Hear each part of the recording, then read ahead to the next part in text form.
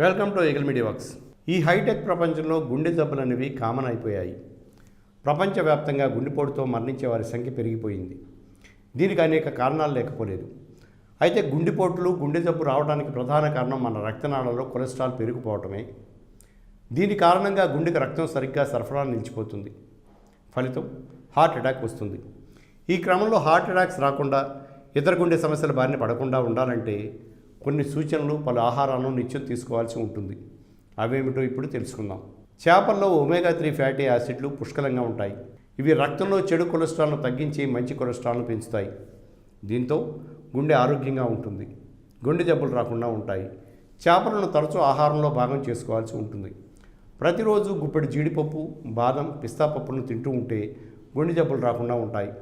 వీటిల్లో ఉండే అన్సాచురేటెడ్ ఫ్యాట్లు గుండె ఆరోగ్యాన్ని మెరుగుపరుస్తాయి. రక్తనాళాలు వాపుకు గురి కాకుండా చూస్తాయి.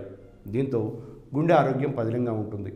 ఓట్స్లో ఉండే ఫైబర్ మన శరీరంలో కొలెస్ట్రాల్ నుంచి తయారయ్యే ప్రమాదకర బైల్ యాసిడ్స్ను శరీరం నుంచి బయటికి పంపిస్తుంది. దీంతో గుండె ఆరోగ్యంగా ఉంటుంది.